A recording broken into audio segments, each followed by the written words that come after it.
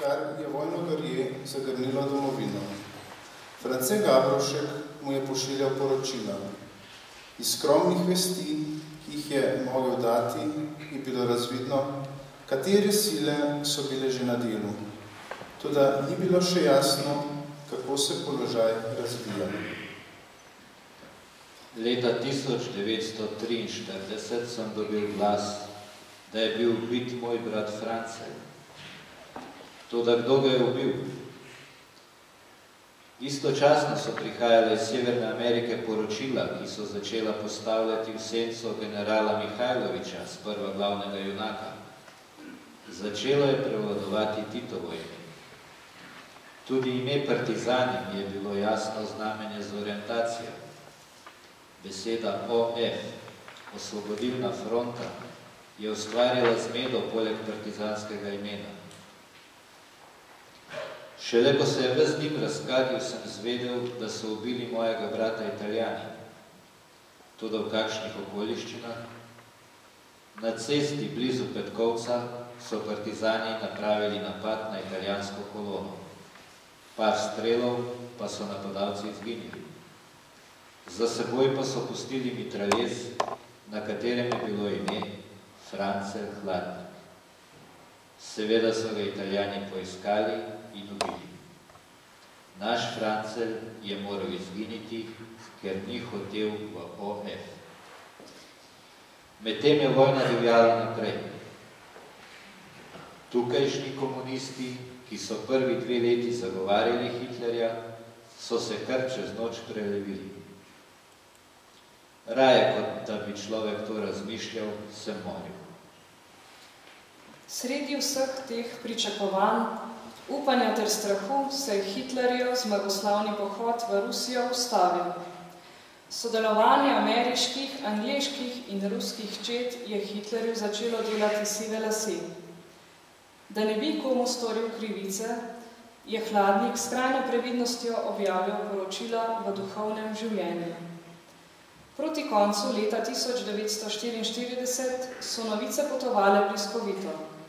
Italijani so se že zdavnaj predali, Hitler beži iz Rusije. Zavezniki osvajajo Zahodno Evropo, Rdeča armada je pregnala Nemce iz Beograda.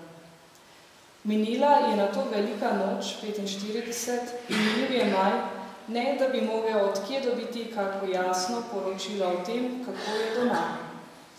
Slednjič dobi pismo Franca Gavrovška, ki mu piše o kakih 20.000 naših ljudeh, katerim je pred komunisti uspelo pobegniti v Avstrijo in Italijo.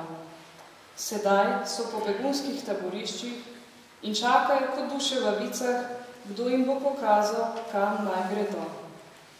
Upali so, da se vrnejo domov, povratka pa nazaj ni. Tam jih čaka samo ječa in smrt. Po teh novicah se je začel na vseh koncih zanimati za možnost nastanitve slovenskih beguncev. Na uradu za priseljence je izvedel, da ne daje nobenih vselitvenih dovoljenj.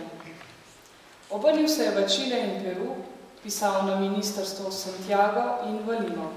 Vse je bilo za manj. Kaj naj storim? Nekaj moram. Čutil sem, da šele sedaj prihaja name vsa teža moje dolžnosti, s katero me je Božja previdnost poslala v Argentino.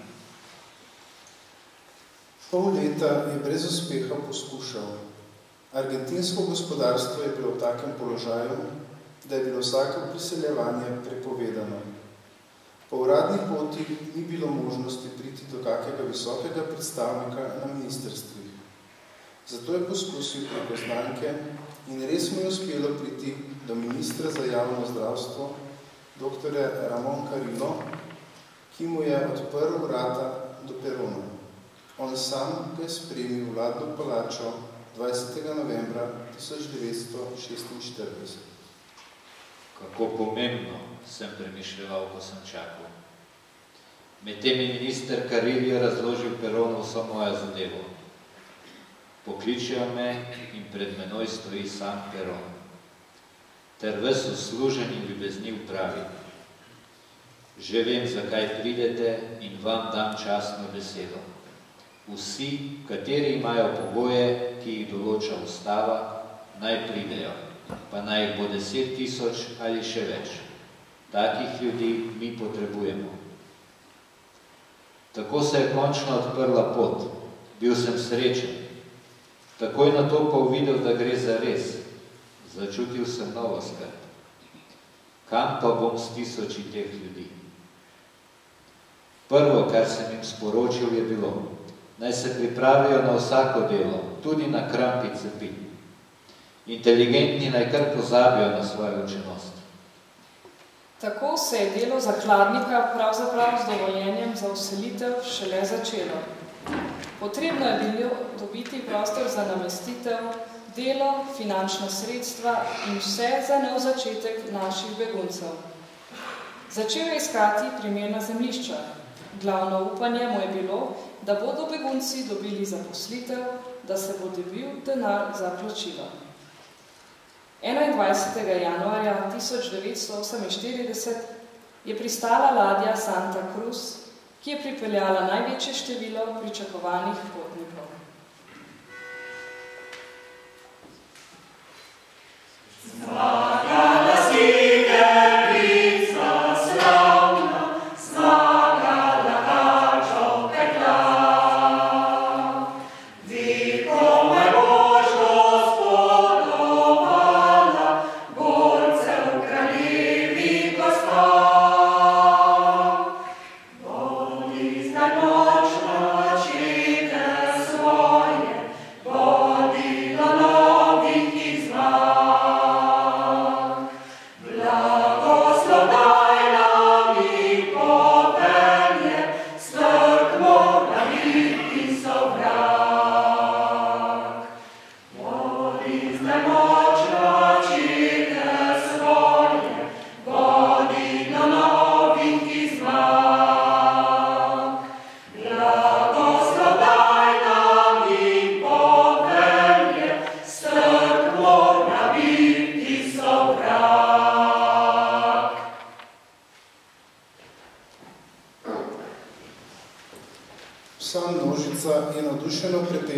Zmagala si Devica slavna, zmagalo kačo pekla. Ko se je ladja bližala trdni zemlji in deželi, kjer ne bo več nevarnosti, da jih ugrabijo ali nasilno vrnejo v domovino. Naslednji dan je bila nedelja. Ta množica ljudi, ki je prišla, je pomenila začetek novega poglavja v zgodovini slovenskih izseljencev v Argentini. Za to nedeljo je dobil dvorano pri Sveti Juliji in tam zbral vse novo naseljence na ustanovnem občnem zboru Društva Slovencev. On pa se je omaknil na mesto častnega predsednika. Ljudje so dobili delo v Buenos Airesu in okolici. Treba je bilo torej misliti na lastne domove. Nekateri so se kar lotili tega in se začeli naseljevati zlasti okrog kraja San Justo. Imeli so pač denar. Toda kje naj ga vzamejo revne družine? Potrebno je bilo misliti na zemljo za skupno naselitev. Vedno je imel ta namen obrnjen pogled v Lanus, kjer je bila zemlja najcenejša. In res se je zgodilo. Zemljišča, kupljena na dražbi, so razdelili v gradbišča. Kmalu so začeli rasti slovenski domovi. V prvih mesecih 1948 so prišli iz italijanskih taborišč skoraj vsi. Toda bilo je tudi v avstrijskih taboriščih še približno 4000 beguncev. Na vselitvenem uradu je izvedel, da za sprejem beguncev iz Avstrije ni nobenih možnosti. Vloga za vlogo je šla v prazno. V enem izmed taborišč so skrbno pripravili ribniški pušec. To je šopek iz vsakršne suhe robe v miniaturi. Pa si misli, kaj če bi ta pušec poslal Eviti Peron, zraven pa še lepo prošnjo v imenu koroških beguncev. Rečeno, storjeno. Nikoli ni dobil odgovora. Res pa je, da se argentinski konzul 14 dni na to že oglasil v koroških taboriščih in se je potem uredilo vse potrebno. V novembru in decembru so bili večinoma vsi begunci v Buenos Airesu.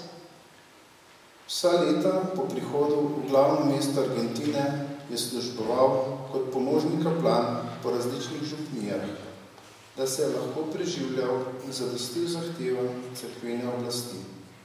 Kljub delu, ki so mu bila naložena, je še našel čas za delo z otroki. Meseca maja 1950, ko je bilo glavno delo z migranti narejeno in so lahko njegovo delo nadaljevali drugi, se je preselil v najrevnejši del predmestja. Tam je bila kapelica svetega Jožefa, ki je dal krajevni župnik pridevek de Pompeo. Tam je hladnik zavral ledino, gradne cerkve, prosvetnega doma, šole, cest in vse ostale infrastrukture. Ustanovljena je bila nova župlinja San José de Pompeo. San José de Pompeo je začel buditi pozornost tudi tistim, katerim za cerkvo ni bilo mar. Imel je pogum, ki je vedno najboljši, in upanje, ki ni nikoli zaman.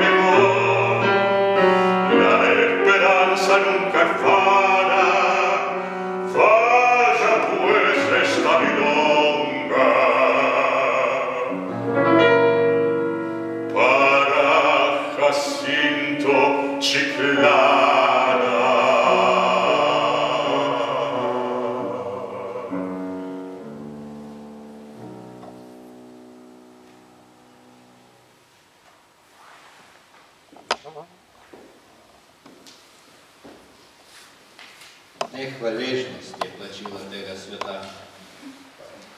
To sem seveda tudi jaz moral doživeti. Da se je le redko kdo tistih mladoletnih, katerim sem se podpisoval za varuha, prišel zahvaliti, to se mi ne zdi čudno. Njim se je zdelo, da je bil moj podpis samo formalnost. Za bolne, kateri niso mogli dobiti dovoljenja, da zapustijo ladjo, je bilo pač treba tekati okrog oblasti. Pa vendar sem pozneje slišal očitek, da nisem imel za njihovo stisko nobenega čuta. Bolj v živo pa me je zadelo to, kar sem doživel od nekaterih rojakov, ki so v slovenski vasi tako poceni prišli do zemlje, pa so mi potem podtikali, da sem na njihov račun obogatel. Računali in računali so s povečevalnim steklom, koliko jih je zemlja več stala. V svoj račun seveda niso vključili nobenega pota, ki sem ga moral plačati zanje, pa zemlja za ceste in javne površine, ki jih je bilo tudi treba plačati. Zares me je zabolelo do srca, ko mi je leta 1952 eden od tistih očitov, da zato zavlačujem lastninske listine, da bi iz tega napravil dobiček. Niso pač vedeli, kako strašen boj sem imel, da sem dosegel na občini razdelitev. Seveda tako niso ne mislili, ne govorili vsi, bila jih je le peščica. Toda kar sem vsem zameril je bilo, zakaj da jim drugi niso trdo stopili na prste. Kako je mogoče, da par kričačev ustvarja javno mnenje? Ko je prišel leta 1957 škof dr. Rožman na svoj drugi obisk, je blagoslovil dom in temeljni kamen za novo cerkev. Da bi spor poravnali, so tudi mene postavili na častno listo in me imenovali za častnega člana slovenske vasi. Jaz sem to počaščenje odklonil. Najprej naj me operejo obrekovanja, potem bom pa sprejemal časti. Dokler pa sem v očeh nekaterih izkoriščevalec in tat, pa nočem sprejemati nobenih priznanj. Nikakor nočem s tem v slabo luč postavljati rojakov slovenske vasi, ki tega ne zaslužijo. Dobro vem, kateri so bili, ki so velikodušno vedno bili zraven, kadar sem jih kaj prosil. Zato povem, da sem bil na dnu srca vedno globoko hvaležen rojakom, ki so mi vračali dobro z dobrim. Pozneje se je vse seveda lepo poravnalo. Eden za drugim so se mi ponižno približali na razne načine in tako povedali, da jim je žal onega početja.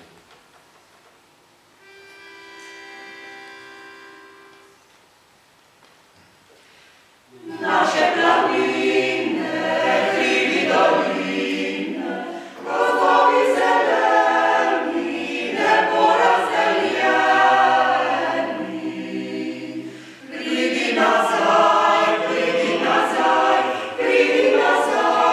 domači svoj kraj. Pridi nazaj, domači svoj kraj.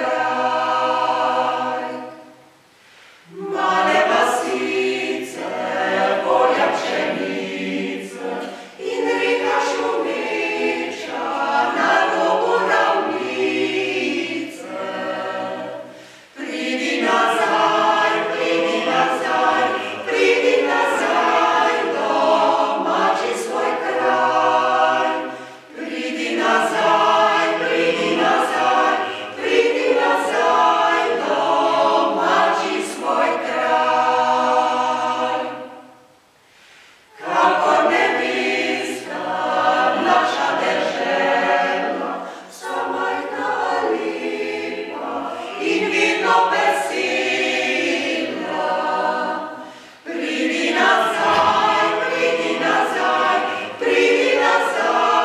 domači svoj kraj.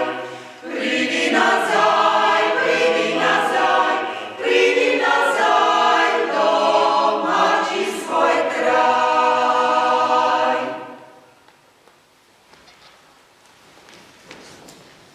22 let je minilo, odkar je prišel v Argentino.